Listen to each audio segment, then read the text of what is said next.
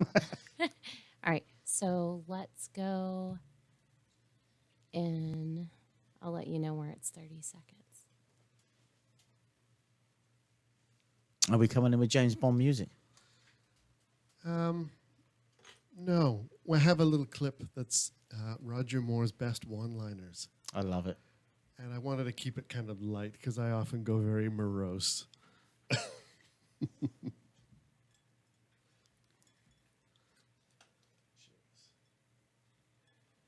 All right. 30 seconds.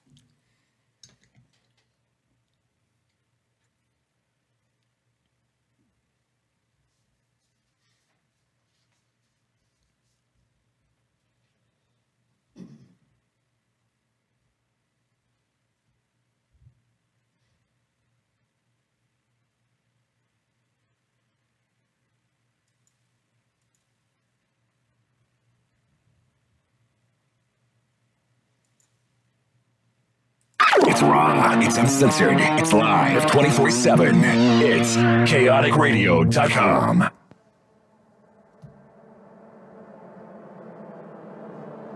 The first rule of Fight Club is you do not talk about Fight Club. The second rule of Fight Club is you do not talk about Fight Club. This is Director's Cut with Rich Kenyon. To be or not to be, that is the question. Whether 'tis nobler in the mind to suffer the slings and arrows of outrageous fortune, or to take arms against a sea of troubles. I want you to rest well, and a month from now, this Hollywood big shot's gonna give you what you want. Too late, they start shooting in a week. I'm gonna make him an offer he can't refuse. Immortals. We put their name to the test. Your host, Rich Kenyon. Welcome to the Director's Cut with Rich Kenyon. I am Rich Kenyon, and I have in the studio with me Dutchie. Hello, Dutchie. Good evening, sir. How are you? I'm very good. How about yourself? Good. Good. Cannot complain. Well, good. We have Rachel in the booth. Hello, Rachel in the booth. Hey, guys. How's it going? We are good. This is emotions for me today. Talking about two things. And we'll start with a sad one because we want to end on the happy note, right? We lost arguably the best James Bond this week, Sir Roger Moore. Bond. James Bond. Yeah. Yeah. What it really kind of bums me out because he's the oldest of the group. Did you know that? No, I didn't know that. And that's one of the things when you say it's sad. It's sad we lost him. Yeah. But I relate things now to losing my own father, Yeah. who was 84 when he died. Yeah. And had the most amazing life. When you get to that age, it's your time. If you've lived a life that good, Yeah. it's sad we lose someone, but you got to be happy that they had the most amazing. I mean, the man was James Bond, for goodness sake. Yeah, and he did the most. And the Saint. And the Saint. Yeah. He did the most James Bond movies, didn't he? Was it 7? 7, I think. Yeah. I think it was 7. I I don't know, but and I couldn't even tell you. Is the sad thing for me? I couldn't tell you which ones he done. I could. I think I could. I think his first one was Live and Let Die, The Man with a Golden Gun, The Spy Who Loved Me, For Your Eyes Only, Octopussy, which I giggle every time I say. I don't think the English took the Americans into consideration when they named that. I don't think they did, but I think that's okay.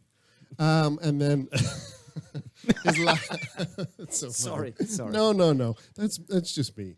And I saw that movie so many times. I absolutely did. It has the best, it has the best opening of any James Bond film with the little equestrian. He's in the Land Rover, and he's got the little equestrian thing, and you think it's a horse.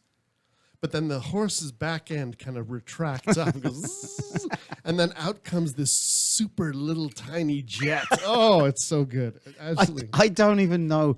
But when he died the other night, I watched a James Bond movie. Yeah. And unfortunately, because I'm such a big Austin Powers Oh, I know. fan, I know. right? It seriously was.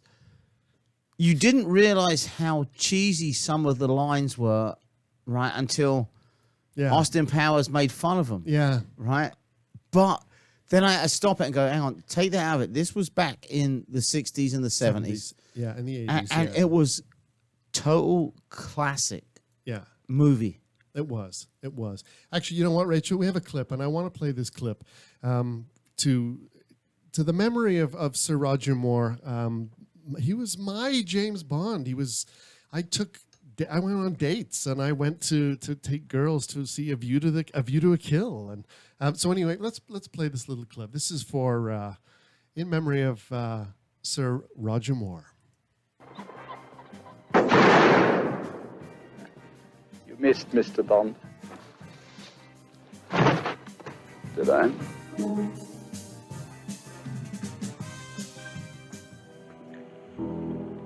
I'm now aiming precisely at your groin. Says speak or forever hold your peace. He suggests the trade. The egg for your life. Well, I'd heard the price of eggs was going up, but isn't that a little high?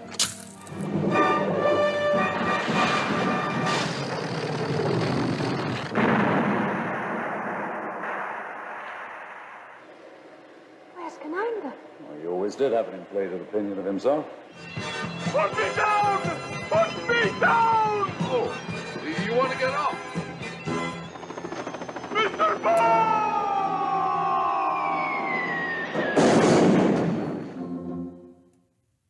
So rest in peace, Sir Roger, and yeah, we toast you and raise our glasses to you. Yes, and, we do. And The ultimate English gentleman. absolutely, and cheers. Yeah, Did he do Moonraker? he did. Oh yes, that was the one. That's the one When with he ran across the crocodiles. That's the filthiest line in the Bond, isn't it? He's in bed there in space, and so there's a couple making love, and they're sort of floating above the bed. And I think it's Am says, "What is Bond doing?" And Q says, "Oh, I think it's re-entry." Oh! So yeah. Yeah, and you know what? We're gonna have we'll have a show in the next couple of weeks that'll just be Bond, and we'll go through all of the films, and we'll sort of have a look and distill them and see what we think. I think there's a lot of stuff in there. A great franchise, and yeah, he'd be sorely missed. And he was my Bond, as I said earlier. He was the Bond that was of my generation, and we liked Connery for sure. We absolutely. Well, that's what I said. To me, there's only been Yeah. two, and it was those two. Yeah. And without a doubt, it was like, I'm sorry, you can't have a Bond with a Scottish accent. Roger Moore was James Bond to me. Yeah. Simple as that. I think there's a lot of reasons why that totally works. For me, he was witty and stylish, and he was fit, and he was a fit guy. Oh, yeah. Like by the time he gets to A View to a Kill, I think he's well into his 50s. Yeah. Which was great. Yeah. So different than a Daniel Craig nowadays, which is more like the proverbial bull in a china shop. It just cuts on his face, and perhaps each Bond reflects. He was suave. He was. Just totally suave. Yeah, he was. Martini? Yeah. Shaken, not stirred. Okay. I get morose, and I really do. But I felt that. I did. I had a crazy week, and that was something that I really thought about. So, but you know what day it is today, don't you? If you listen to any news station, then you better know what day it You is. better know that today is the 40th anniversary of the first release of Star Wars, May 25th, 1977. And yeah, I think we're gonna dissect this show tonight we're gonna dissect Star Wars tonight and really dig into to it. I have two guys that are gonna call in, and we're gonna talk all about the profoundness that movie had on us as young men. I was a young kid. I was 8 years old when I saw it, and I remember the day vividly, absolutely vividly. We're on vacation in a little seaside town on the Okanagan Lake in BC, Canada, and in a town called Kelowna. And Mom and Dad take my brother and I, my brother's 3 years younger than me, to go and see Star Wars. And we sit down in the theater, and it comes up on the screen, and it changed my life. It flipped a switch that my imagination had been off before I saw that movie, and then when I saw that movie, on came my imagination. When the curtain opened, and I'm imagining back in those days that there was curtains. There's a nice big red curtain. Big, classy. Yeah, absolutely. Did you have any idea? No, there was you no. Did when you no. went when your parents took you to say we're going to see Star Wars? Was it just we're going to see blah, blah, blah, just another movie? It was. You had It was no clue. in space, and it's great for kids. That was it. What was so amazing about it? Do you remember, like when you came out? Yeah. You go in, you're just going in to see another movie, and you came out, and it already hit you. Like, Oh, well, it was a seismic shift because halfway through, there's an electrical storm, and this is no word of a lie. There's an electrical storm outside the theater, and the movie goes off halfway through. Well, everybody gets up and leaves. Mom and Dad's like, stay, you got to stay. We'll stay and we'll wait. We'll be the last ones. Everybody leaves. Boom, back it comes on the screen. So it was interruptus halfway through, and it was amazing and powerful, and these characters which you just never ever seen anything like this before. Like science fiction at that point is 2001: A Space Odyssey, which is not a kid's film. It's epic and weird, and there's apes, and it wasn't at all for kids. And this was a movie for kids. but no one knew it. No. And even the company, was it Fox? Yeah, 20th Century Fox. 20th Century Fox. Yeah. Even they had no clue. I mean, one of the big things that came out today that I was listening to, because I was flicking through channels, right, and I was flicking through Facebook, and I watched probably 10 minutes of different clips, was 20th Century Fox had no clue how huge this was going to be. And then when they remastered it, they still had no clue how big it was going to be. Yeah, exactly. We have Brad on the phone. Brad is one of my director photographer guys that I work with all the time, and he is absolutely fantastic. Hey, Brad. Hey, how's it going, Richard? I'm good. Yourself, my friend? Hey, I'm fantastic, man. I'm actually walking around downtown LA right now, back to right by the Bradbury Building, actually, which kind of brings us back to. That's right. We some of our previous experience together. We did a show for our listeners. We did a show about a year ago, and the whole show was about Blade Runner. Oh, shit. Oh, it was so good. Oh, so good. And we're going to do more because there's a new Blade Runner coming out directed by Denis Villeneuve. And but tonight, I'm so glad you called in because we're going to talk Star Wars. And we were I'm just talking here with Dutchie about the very first time that I saw Star Wars. Do you remember the first time that you saw Star Wars? Yeah, that's fantastic. So we're talking about A New Hope, Episode 4. You got it. All right. Well, great. Man, now it's kind of weird for me to talk about this, and I hope I'm not stepping anybody by kind of talking about my initial impressions of this film.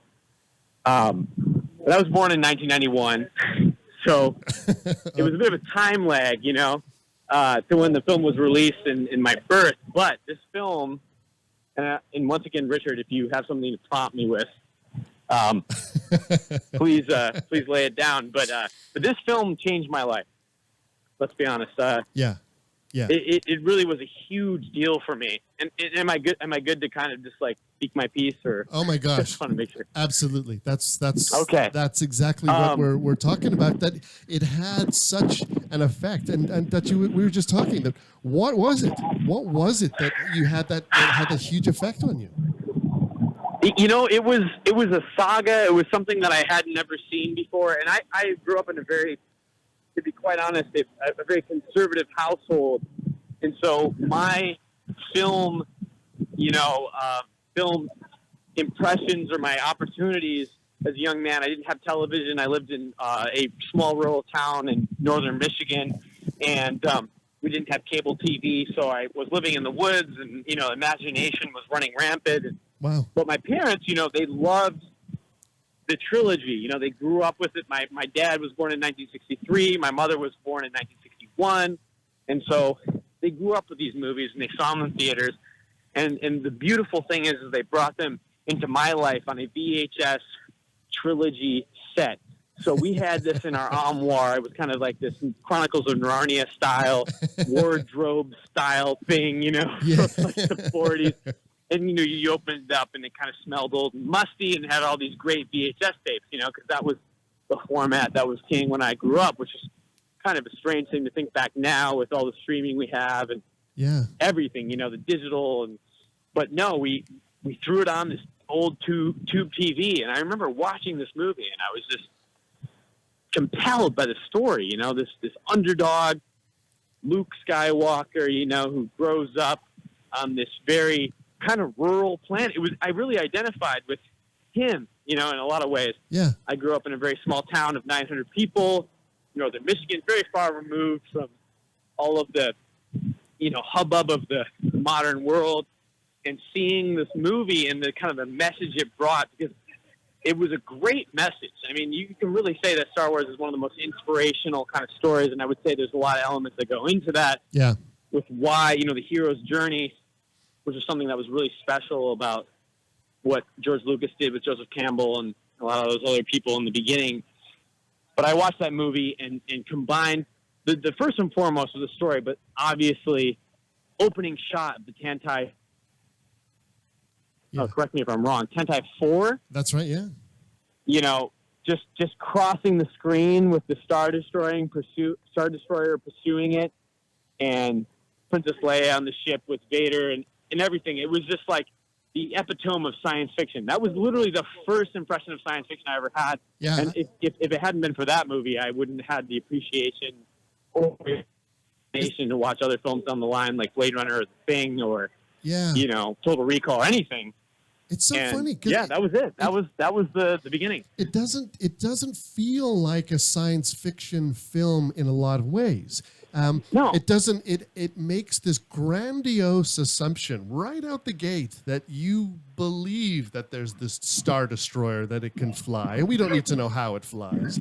And there's this little pod, and so there's this huge kind of assumption. It didn't matter. We just jumped right in, absolutely jumped right in, and it made us believe. And I think that's it. The core, and we always talk about this on the show, and our listeners will know this, it's all about, for me, a great story. And Star Wars grabs you in the first 5 minutes. That's just unbelievable, and it's so amazing and so powerful. With the subsequent sequels, did that dilute your experience with the first one, or did each one sort of enhance it? And I'm just talking about, I don't want to talk about any of the new movies, but just 4, 5, 6. No. Honestly, it if anything, it built upon what was started in A New Hope. I mean, to this day, my favorite Star Wars film of all time is probably Empire Strikes Back. Yeah. Just the journey, that, I mean, it really shows like Luke's maturity as a, Padawan and a young Jedi kind of finding his way. And I mean, the sequences in that film, I mean, A New Hope was kind of it kicked it off with on a very, very high note, but that movie kind of has that maturity and that progression that really defines, a lot of the characters, and not just limited to Luke Skywalker, but, we also are introduced to the incredible character of Yoda, with portrayed by Frank Oz, and That's right. we kind of get to see some of the relationship dynamics between Han Solo and Leia and Luke, and we also get Lando Calrissian, and we get the city of Cloud City and the planet of Bespin, and in that wonderful sequence, where he finds out that Vader is his father. I mean, that movie was amazing, and down the line too, all the way to Return of the Jedi, an incredibly satisfying 3-piece trilogy. Yeah. To be honest, I mean, they all work together in a very like kind of smooth way, to be quite honest. And I think they all work together. It's hard. It's funny. If somebody were to ask me about the Lord of the Rings trilogy, I'd have a similar answer. I'd be like, well, none of them are bad. They all have their part to play in the overall story arc. Yeah, hopefully that makes sense. No. You absolutely it does. And I love that. And I've always been a fan of the middle one of The Empire Strikes Back, just because it was a darker chapter and it took our characters to places, and I felt like they were our characters. I tell you, Brad, the longest wait in my entire life was from 1977 to 1980 when the sequel came out, because we just couldn't have it. We couldn't get enough. We couldn't get enough of that movie, and it's wonderful. Thank you for calling in and sharing your your story. No problem. And I just want to say that I love the enthusiasm that you guys show. I mean, that's something that's kept Star Wars going and other similar projects, but definitely hearing you guys talk about it, that's pretty rad. Well, no, you know what? Thanks, Rachel. It's for me. Thank you. It's it is that film. Of all the films that I've seen, and I've seen hundreds of films, it's the one film that I remember each and every moment, and I remember my imagination just being turned on and going, someday I want to do that. Not a Star Wars movie, but I want to make a movie that. And Richard's completely right about that too, because it's not, the great thing about it, and the great thing about any sci-fi movie, and we can talk about, Alien or The Thing or Blade Runner, it's the human condition that's expressed in the backdrop of a science fiction environment. Yeah. It's what's relatable, and people can immediately relate to that. And it's not becoming, it's not just a science fiction film for the glory and for the aesthetic and for, all those other things that come with it, but it's a human experience that people can identify with. Yeah, beautifully said. Absolutely said. Thank you, sir. Enjoy downtown LA, and we got to have a coffee sometime, and we'll catch up. I promise you. All right, thank you, Brad. Sounds good. Hey, thank you so much, guys, and may the force be with you. Oh, beautiful. Thanks, buddy. See, I'm going to have to create an event now. Okay. And the event is going to be, because I feel like I shouldn't even be here. No. Because I've not seen Star Wars. You should, right? You should so, be here. No. So you see us working on our green room, right? Yeah. We're getting closer, right? Yeah. I know I can plug in a Blu-ray player and throw up a 10-foot screen of Star Wars in the next month. We're going to create an event. We're going to have a Saturday night party. Yeah. I've said it before, but we're going to do it. I've never seen the movie. Well, I want to shoot it. I want to shoot your reaction watching Star Wars for the first time. Because sci-fi is my favorite genre. Yeah. Like I said before, you know, I have every collection of Star Trek, right? Absolutely. And I know Star Trek and Star Wars is so not, it's related, but it's not the same. Yeah. And I truly can't believe I've never seen it. Because when I hear him talk about it, and I hear the excitement, and I see your face, and you're rerunning it in your mind, you know, and you compare him, 3, 4, 5, and 6, you know. You know what's interesting is that when it was first released in May 77, it played for 3 weeks, and it just came up on the opening titles, which you've seen parodies of, even if you've never seen the movies. It just came up a long time ago in a galaxy far, far away. And up came the crawl. It never said episode 4. It was only after, I think 3 or 4 weeks in. It wasn't called, it was just called Star Wars, the first, when it first came out. But when did they add? When it started doing amazing box office, and Fox said, "Ooh, I think if you have more of these, George, we might be able to help." No, you. but it was originally it wasn't called.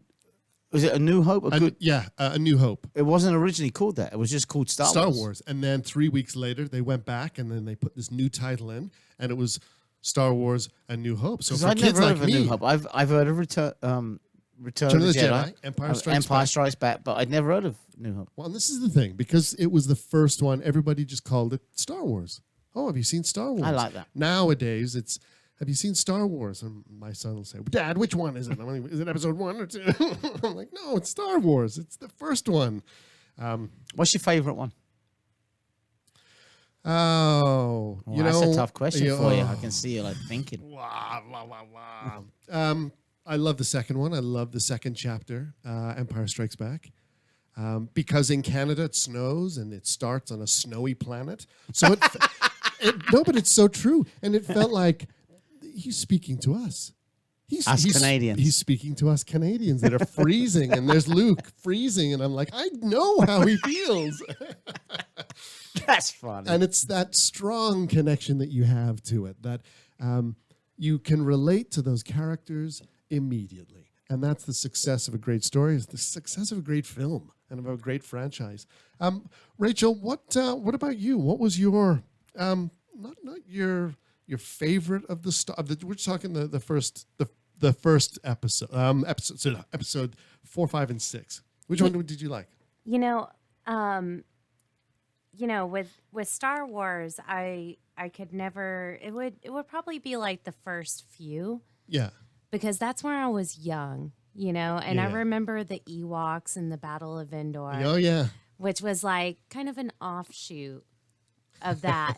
But to me, that captured my imagination, because there were just these cuddly dudes, and they're very organic and earthy, and they're helping out this princess. And I thought that was the bee's knees. Yeah. I just loved it. There's such a great sort of theme to the film that you sort of pitch in and help, and to be part of the solution against this evil guy. And then ultimately, and there are spoilers ahead, but apparently there's only one person in Southern California that hasn't seen the movies, and he's sitting right across from me. So we'll try to behave ourselves. Yeah. And actually, we have Rob on the phone, too. Oh, we do? Yeah. Oh, this is great. This is Rob. Rob's a great friend of mine. We went to school together, and more importantly, we love Star Wars. So, hello, sir. Hello, sir. How are you doing? I'm very good. How are you doing? Good, thanks. Great, actually. Life's grand. Excellent. So, Star Wars 40. Uh-huh. How do we 40, how do we feel about this? What do we think? Well, since it was released on my 10th birthday, I kind of feel 50 now. It's it was incredibly inspiring to me as a 10-year-old kid. I remember my sister said, for your 10th birthday, I'm going to take you and 2 friends to see this movie called Star Wars. And my sister was a very literate person and tried to get me to read. And at 10 or 9, you don't want to be able to, don't want to read. Yeah. So I thought, ugh. And I said to her, will I like it? And she said, yeah, I think you'll really like it. So we get to the movie theater, and, there's just 3 of us, and we're bored kids, and we start pea shooting these guys, and, the movie starts, and lights dim, and then you have to read, the opening scroll. And I'm like, do I have to read the movie? And is this subtitles, this movie? Yeah. Oh man, is this a foreign film? So I was ready to hate the whole thing. And then the opening shot of the Tantive 4. Yeah. just zoomed by, and then the Star Destroyer, and I was transfixed, and my existence became Star Wars. Yeah. You know, the whole idea. You know, like I was not a happy kid. It was not a great home life. Yeah. And here was this kid, you know, in the desert, and all of a sudden he discovers that he's special and unique and important. And that's what I clung to for 40 years now. I'm still waiting for my Jedi powers to happen. Me too. Yeah, aren't we all? And you know, it's really funny because I went to see Harry Potter when it came out. You know, I was probably about 35 or 36 whenever that came out. And I remember watching the movie and looking at the kids around me and just the way they looked at the movie. Yeah. And I thought, yeah, that's exactly how I was. Yeah. And and like, you know, it's funny when I decided, or when I thought, well, what room should I call from? So when I moved from Toronto to Seattle, I had a huge Star Wars collection, like massive. I still have all my toys from 1977. I have a few too. I totally do. I absolutely do. I will admit to that. Yeah. I had 8 boxes. Wow. And plus 5 boxes of just the books, because I had read all of the expanded universe. Oh my gosh. Okay. And, yeah. So when I was moving, I thought, that's it. They've been in boxes for 20 years. You know, I collected all the 1997 re-release stuff. You know, I bought 2 of each, you know, one that I could display and one that I could, you know, keep in a package. And I thought, that's it. I'm selling them all. They've been in boxes. I no longer need them. And so I started opening the box, and I'm going, oh, yeah, who am I kidding? I'm not going to sell these. You can't. So, yeah, I know. So I called my husband-to-be, and I said, can I bring my Star Wars stuff? So anyway, I'm talking to you from inside the Star Wars room. Oh, that's so awesome. Yeah. That's so awesome. And while I was waiting for you guys, I started counting on, okay, I have 1, 2, 3. I have about 15 Luke Skywalkers. from different eras, from different, you know. Oh my gosh. Well, you know, I mean, and you know the very famous story, right? Star Wars comes out in 1977 in May, and there are no toys for that Christmas. For December 1977, there are no toys except a piece of cardboard that had the action figures printed on it that said, "Bring this in 6 months."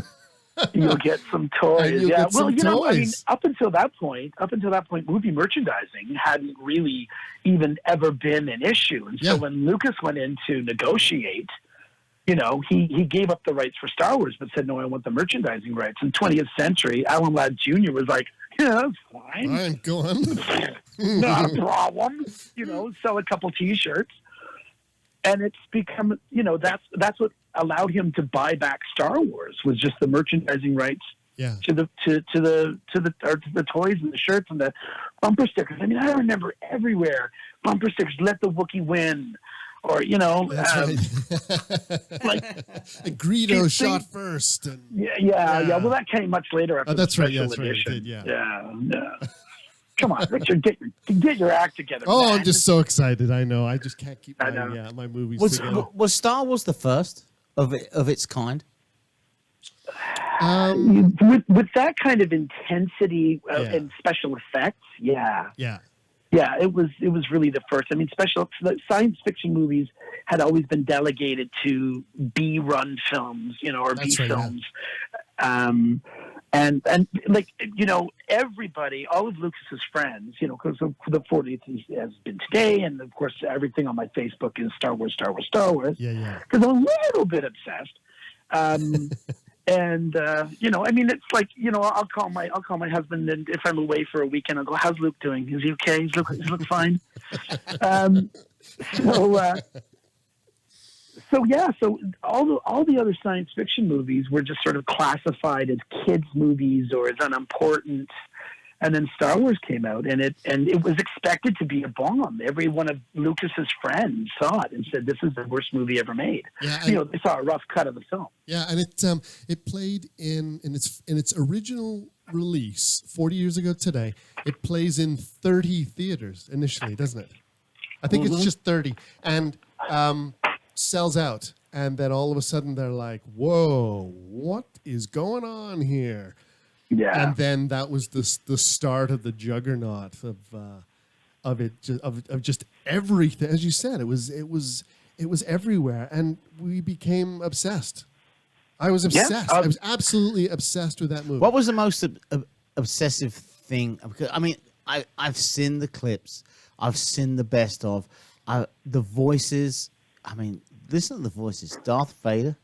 Oh yeah. I mean, you talk about actors who were good actors who became superstars because of Star Wars. Oh yeah, right. Well, yes, and let's not forget that Alec Guinness held quite a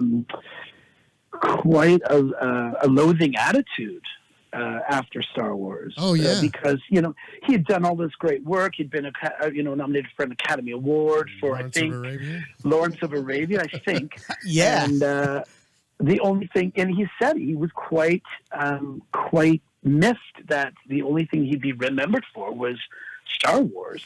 And he originally didn't want to do it because he was killed off. And he's like, "No, I don't want to play a character who's killed off." And George, had to explain, "No, you come back as this goat. You come back as an entity, a very powerful entity." Yeah, yeah.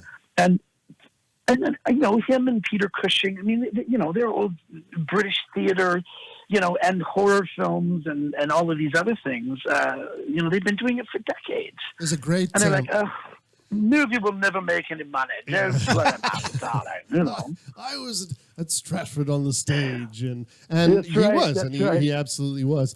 It's really interesting. There's a video online, or I think it's in one of the many makings of Star Wars, and it's these two stagehands, and they're being interviewed, and they're so disinterested and disgusted with it. It's, "I don't know, it looks like a bear. That guy's dressed as a bear." These two English guys. And it's just very, very funny. No one really took it seriously. It was really strange, and it almost put Lucas in the hospital afterwards, didn't it? Because he just couldn't handle the stress of... they shot on location in Tunisia in the north of Africa. Well, Tunisia was a complete and utter disaster. They had a massive sandstorm right before or just after they started filming that destroyed all the sets. Yeah. Talk about apocalypse now. I mean, it was... Yeah. It was just... And I don't know if you noticed, did you ever notice, like, you've obviously seen The Force Awakens. Did you ever see that beautiful shot of the TIE fighters? And it's such a perfect tribute to Apocalypse Now. I did. I love me some JJ. Yeah. Loved it. Yeah. No, absolutely. And now with this expanded universe where they're not, they're going to focus on the Skywalker trilogy for 7, 8, 9, but now they just want to go and do standalone movies. And with Rogue One, they've proven that it can be done. That there's so much to mine. Yeah. From this universe. Yeah. Oh, absolutely. And I think that the younger generation are going to enjoy it. And I know my son, who's 11, he absolutely loves it and loves the movies. But when he was a little guy, we showed him the episode 1, and he loved Jar Jar Binks, and that was the thing that just made me bananas. It was just like, no. Well, okay, but I can't remember. There's a big Hollywood director, only does like slasher movies. I can't remember his name now, but he's really quite well known. And he, when episode 1 came out, he was furious. He said it was a piece of trash and garbage. And about 3 years later, I guess his kid had seen it, and he went, "You know what? I had to come to terms with episode 1 was not made for me. Yeah. It was not. Lucas did not make it. But episode 1 was terrible because of fart jokes. Yeah, it was really lowest common denominator. One of the it's got so big, does it. You talk about Rogue One and independent offshoots of it, if you're a true Star Wars, like, oh my God, does that not upset you? Or are they doing them so well that it's adding to Star Wars? Well, I mean, I'm going to assume that everybody on your podcast has seen Rogue One and knows the outcome of all of the characters. Yeah. You know, and the director wasn't sure if he could do that. And they were kind of, you know, humming and hawing. That's what they wanted to do. And Disney said, do it. Yeah. You know, if that's going to feed the story. So, you know, everybody was worried that, you know, all of a sudden Minnie Mouse would come up in, you know, some scene or, you know, they'd do some kind of Disney-fied thing. And Disney has paid incredible respect to it. But Disney also is smart in that they've left Lucasfilm alone to make their movies. Yeah. No, and I think they had to. You know. Yeah, I think they absolutely had to. You bring up a really good point, is that Star Wars was made for 8 to 10-year-old kids. My brother-in-law at the time, his favorite movie, he was 18, his favorite movie was Annie Hall. So it literally, it polarized. It came out the same year. And actually Annie Hall goes on to win the Best Picture. Yeah, Annie Hall won the Best Picture. And that's where his taste went. So while this mega juggernaut of Star Wars is going along, all these little kids are like, yes, we bow down. Yeah.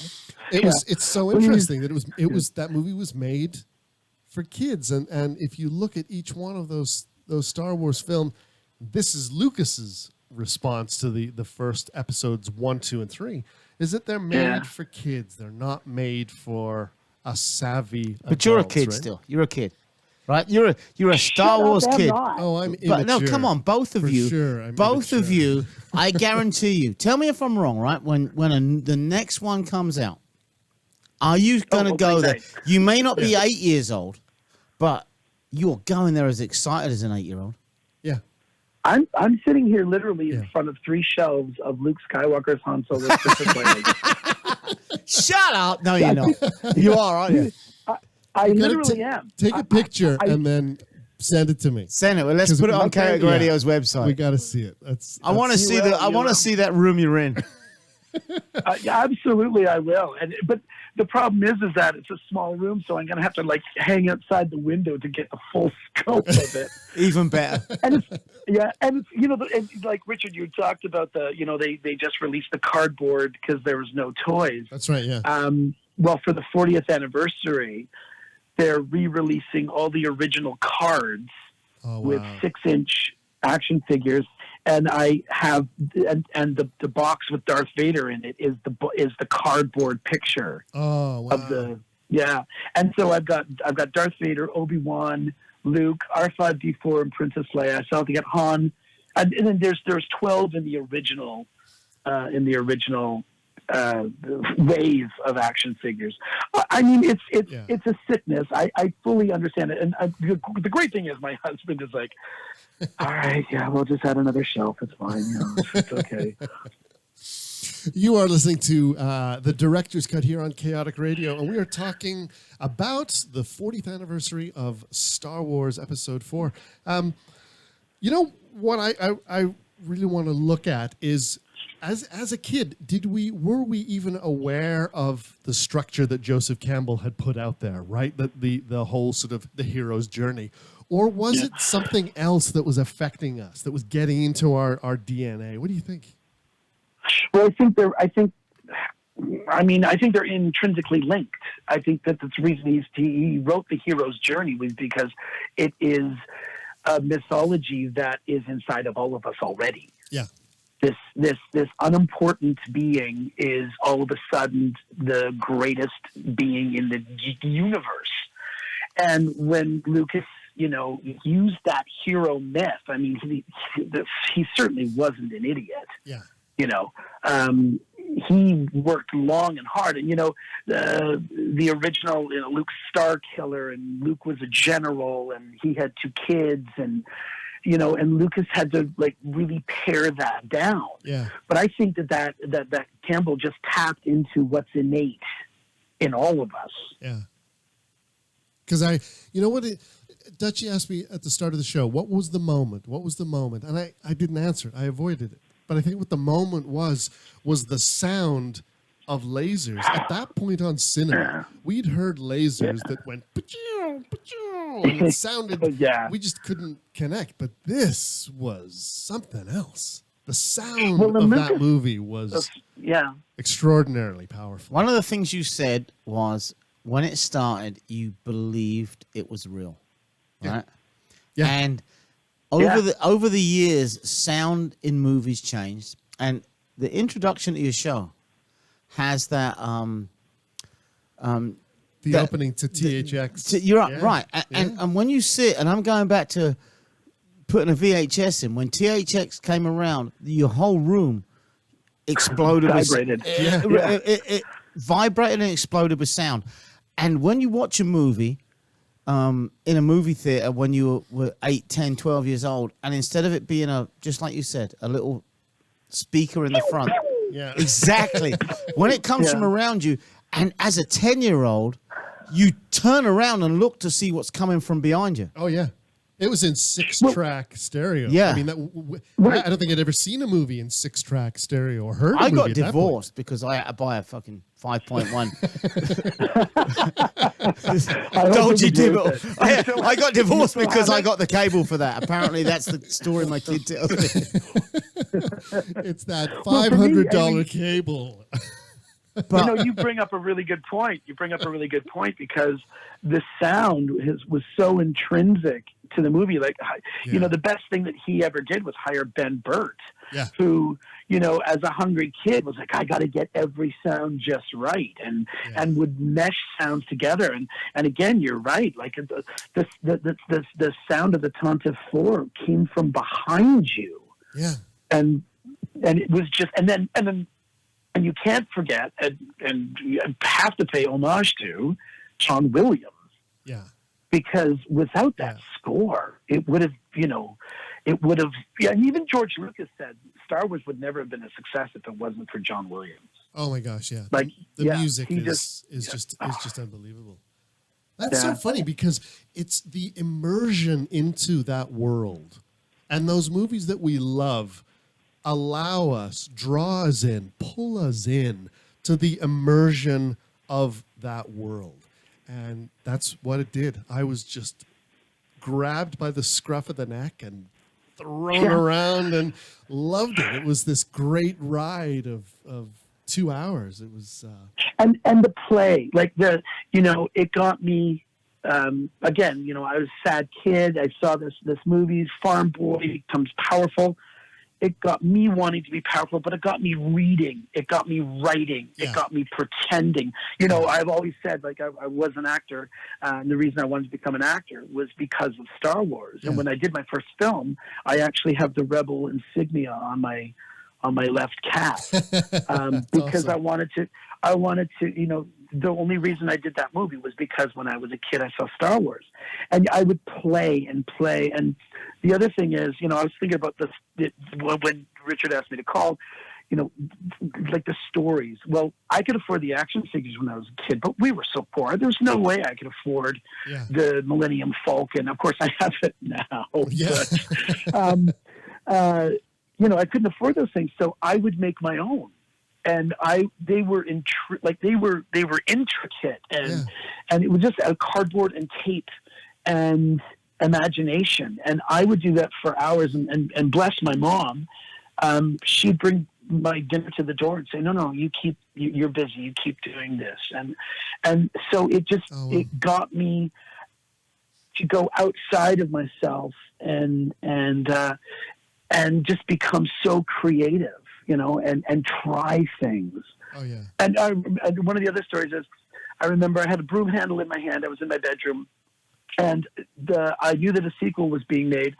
Of course, I was 11 years old. So Mark Hamill had, in my fantasy, Mark Hamill had not wanted to do the sequel, and so they had to cast his younger brother Duke.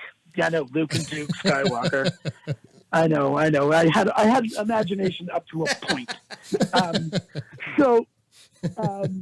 So I'm in my bed, and I have the script. I have the whole script for the sequel to Star Wars, and it, involves this young Jedi, which of course is me. I've got the broom handle, and I'm zooming around my bedroom, and I smash the overhead light fixture, and it shatters, and it comes crashing down around me. Oh my gosh! And my sister comes running in my room, looks at me, looks at the ground, looks up, looks at me again, and then I can see that moment of realization is, you're playing Star Wars, aren't you? And I'm holding a broom handle with no broom on the end of it. And I went, no. Busted. Busted. Oh yeah. Oh yeah. But it did. It fed every part that it was like trying, I don't know, vegetables for the first time, where your body just craves it. And my soul just craved this. Yeah. It did, because prior to that, we had to suffer through, those Disney movies that were so saccharine sweet and really felt like you watched it. You didn't engage in it. It was come on, how completely sorry, Richard, how completely terrifying was it when you just heard the oh my gosh, yeah, absolutely. And you just see this entity all in black towering over everything, surrounded. And this was, I always felt was so pivotal to that moment of introducing Darth Vader. He's surrounded all by white. Yeah. Everything around him is white, but this streak of blackness, and he so evilly picks somebody up by the neck and lifts them and throws them against the wall. And that's in the first 2 or 3 or 4 minutes of introduction of this character. Yeah, our heads are reeling. Yeah. You're just going, that's evil. Oh, it was amazing. Whose side were you on? Luke. I think Luke, but I loved Darth. I absolutely did. I did. I really did. I mean, I loved him too, but I know for me it was Luke, because again, I identified with the character of wanting to be this powerful. And I always make the joke that I'm, as a man, I'm. As an adult, I'm gay. So, when I was a kid, I wanted to be Luke Skywalker. I just happened to grow up as Princess Leia. But Luke all the way. I wanted that. Sorry, go on. No, you go. Oh, I just wanted that pureness in my life. I wanted that strength and that power. Yeah. But there was so many great characters in the movies, right? Yeah. So how many different people in the crowd were going for Darth Vader or Han Solo. Exactly, yeah. I would be an Ewok. And Ewoks. That's the third movie. That's the third movie. We don't talk about Ewoks. I love the Ewoks. They were so cool.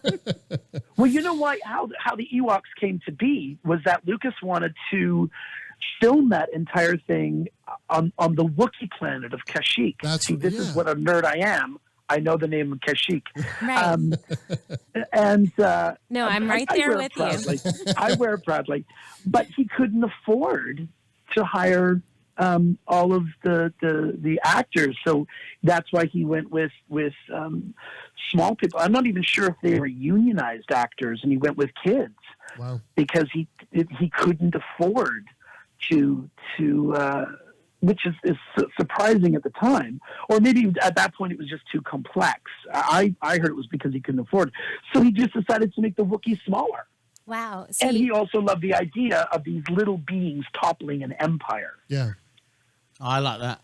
Yeah, I didn't even know about that. Yeah, nature versus the mechanical world. Yeah, I love that. Well, and you look at it when you look at the releasing the logs, and the ATST is like warbling, and they get the logs and smash it from the side, and it's all they're using nature to topple technology.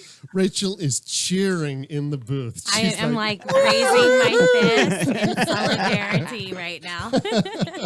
Well, then, in honor, I'll send you a picture of my wicket, and that's not a euphemism. Yes, it's actually a picture of my wicket. It only works tonight and on the show. Oh, that's it's so fantastic. Before we let you go, what's your favorite moment in the trilogy? What's the moment that when you think of the trilogy, you think of that moment? Oh, jeepers. Well, I think that, again, the Tantive 4, skyrocketing and just getting transfixed. In the original trilogy, though, it would have to be "No, I Am Your Father," because there was no setup for that. And again, very, very quickly, Lucas had to make Yoda say in Return of the Jedi that, yes, indeed, Darth Vader was his father, because child psychologist said children are not going to believe this.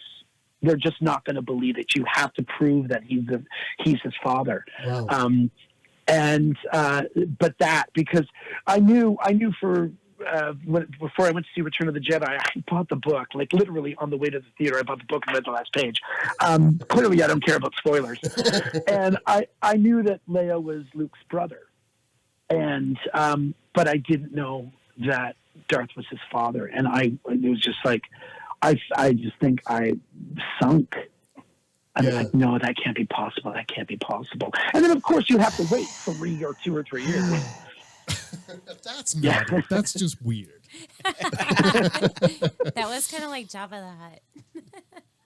Oh, my gosh. Ota. Yeah, oh, my gosh. Well, then let me just finish off. If I'm going to go, let me just finish off with this. Bring us home. Well, the Force is what gives a Jedi his powers. An energy field created by all living things. It surrounds us, it penetrates us, it binds the galaxy together. Well, on that note, my friend. On that note, you might want to edit that out. I don't know. That was pretty good. Thank you. Oh, thanks. Thanks for you. calling This in. was great. And we just touched the tip of the proverbial iceberg tonight. Man, this could be there's so much. Thanks, Rob. Take care, and we will talk to you very, very soon. Thanks, man. You got it. Thanks for the chance, guys. You bet. Take care. Wow. Oh my gosh. The sense memory of this film is unlike any other film that I've ever watched. 1 hour is not enough. Oh, I know. To talk about it. 2, 3, we could talk. Yeah. 5, 6, we could analyze it to death. How many actors in the film got awards that you never saw their face? Do you know? I do. I have my list of because you had Star Wars Oscars. You had your robots. You had your C-3POs. So I'm gonna get them. Don't slap me if I get it wrong. No. That's all good. So it wins Best Sound Mixing, Best Production Design, Best Film Editing, Costume Design, Original Music Score, John Williams, and Best Visual Effects. Actually, that was it. Yeah, and we actually have a clip where the original score was won on the 1978. Wins the Oscar. Yeah, let's listen to this. We are here to give the Oscar for the Outstanding Original Score. Obviously, it was not one of the Silent Picture Awards in 1928. As a matter of fact, it didn't come along until 1934. The first winner was One Night of Love. The nominees this year are John Williams for Close Encounters of the Third Kind, George Delarue for Julia, Maurice Jarre for Mohammed, Messenger of God, Marvin Hamlish for The Spy Who Loved Me, John Williams for Star Wars. And the winner is Olivia. Oh, big moment. Goodness. The winner is John Williams for Star Wars.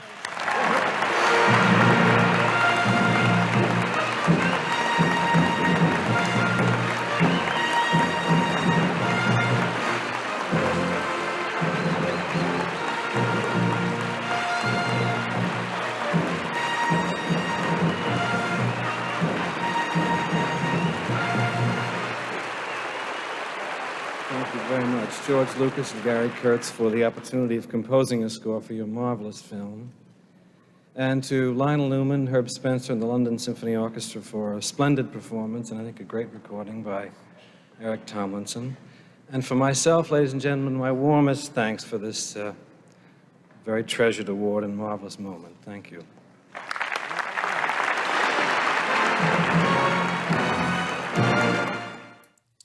you have it, ladies and gents. There you go. There you have it. It's official. 1978. That music is... John Williams is the Mozart or the Beethoven of the 21st century. He absolutely is. How do you come up with that many? Oh, my gosh. That many. Yeah. And the list is endless. When you heard that list being read, Close Encounters of the Third Kind as well. And One I'm of thinking, the James Bond. Yeah. Yeah. And we were just talking about it. Roger you know? Moore's film, yeah. And you go, yeah. Some talented people who... Oh, my gosh. Well, they've made their money. You know, they make, and deservedly so. Yeah. Because when once you're 2 seconds in, you know that's Star Wars. When you're 2 seconds into Close Encounters, you know. Yeah. You know? There's certain people within the movie industry who you go, yeah, listen to that. The music starts and you know. I don't think... I know I've never seen the Star Wars movies, but I know every single... every note. Every note of all the music, yeah. It gets into the DNA. Something about that film that was injected into all of us that saw it. James Bond. We started the show with James Bond. Yeah. And another thing, you know.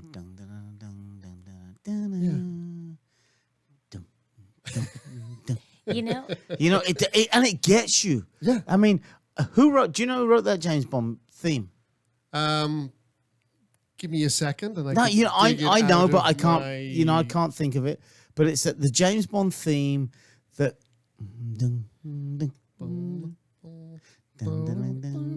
Yeah, exactly. Yeah. And I don't care if it was a 1967 on Her Majesty's Secret Service or the next one that comes out. Yeah.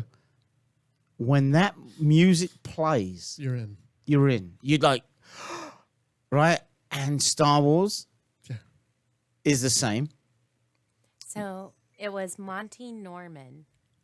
Oh, that's right. Yeah. Who? Monty Norman. That wrote the original composer for James Bond. Yeah, for and James then Bond. It was given to different composers that kind of did the symphonic part of it, using that as sort of the bedrock. Right. We've done a number of shows of the music from the movies, and where does it? It's this great combination of music and picture that give you a full immersion into it. Star Wars doesn't work without the music. Star Wars doesn't work without the picture and just the music. Right.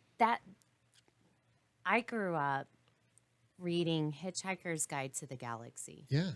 And I loved the book. And whenever the film came out, I was so excited. I was like, this is going to be the next Star Wars. This is going to be our generation Star Wars. Yeah. But it was lacking with musician, it was lacking in so many ways. Yeah. It couldn't capture the essence of the book. It comes down to the idea and the execution of the idea. And I think it's arguable, but Lucas only ever did one great film, and that was Star Wars, A New Hope. Although he did direct the other ones, and he did American Graffiti and THX 1138. All fine, okay, whatever, great. But nothing as seismic as Star Wars that shifted the universe, didn't it? So, did he not do anything as good as Star Wars, or was it just that he did stuff that was just not accepted through the world? Because as someone who does art, and as someone who you can look at that, look at the first, like you said, the first 3 weeks that movie was out. I listened to the radio today. It was all Star Wars, and everybody said 20th Century Fox went, it's not a great movie. Yeah. Now, something happened that just boom. And then the world bought into it. Yeah.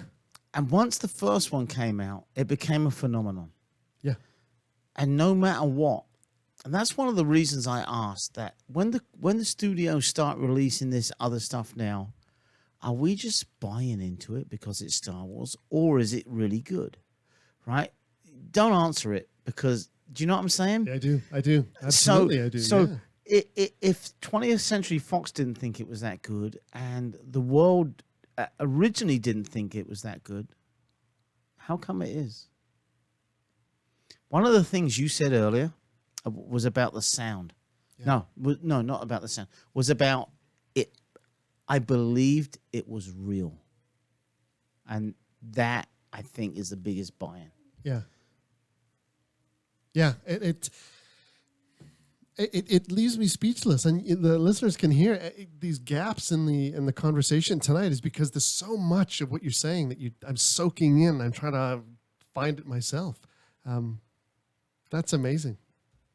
Well, it is. It's so powerful, and we need it. And you listen to what Brad, one of our first callers, said, and what Rob said earlier. They needed that escape. They needed to get away from the present situation that they were in, and Star Wars was that vessel. Oh, there's no doubt what this movie did to the world. I mean, the imagination that for kids, like you said, it was a kid's movie. Oh my gosh, yeah. Right, and you didn't even think about it, and that's what it did. You didn't think, and you couldn't wait for the next one, and the next one. Yeah. And then and that's why I asked the question, as a 38-year-old, 48-year-old, when you go in to watch the next one, when it comes out, do you feel like a 48-year-old or an 8-year-old again? When the next one comes out and you line up and you buy your tickets, are you an 8-year-old still? Yeah. Yeah, you I are. am. Yeah. Because of the time in your life, there was a profoundness, and you want to go back to that. Not in a oh, I'm looking back at my life and no, nothing like that. But there's something absolutely wonderful and innocent and naive that I was, that little boy that day, in that theater, with no idea what was to come my way. No, but see, is me. When the next one comes out, and I'm not talking about Star Wars, when the next band I go and see, because I'm big into live music, I'm still a 16-year-old when I walk through the door. Yeah. I don't care if it's 77 or 2017. Yeah. Right? It excites me. And I think if it's 20 years from now and Star Wars 12 comes out, you will still be in your heart and in your mind an 8-year-old. Yeah. Because that's what it does for us. Yeah. And that's wonderful. That's absolutely wonderful. I think there's too much apathy in this world, and there's too much whatever. And I think that if you have a passion and that you're really drawn to something, go and experience it. Go and share it, and wear Star Wars shirts and be proud of it. Be absolutely proud of it. Well, this is again great. Thank you so much. It's a pleasure. It's so much fun listening to you. Yeah. Listening to your guests, being educated. Listen to our best buddy Rachel. Yes. Who without... Because she brings the most innocent and innocence to the show. Like an Ewok. The innocence of an Ewok. That's right. And until the jungle music starts going, and then it's all hell breaks loose. Absolutely. Absolutely. The secret here is we don't really talk that much about movies. We talk about the human experience and the human condition and what movies do to us that ignite something in us or don't. And that's what I love. That's what I absolutely love, because it's art and there's never an answer definitively one way or the other. So thank you. Thank you so much. Thank you, guys. You can reach us on Instagram. I'm Director Rich on Instagram, and I'm on Facebook. We have a page, and there's the Kaotic page, and there's all sorts of ways to let us know what you think and how you enjoyed it and what we can do better. And as we always say around here, go see a movie.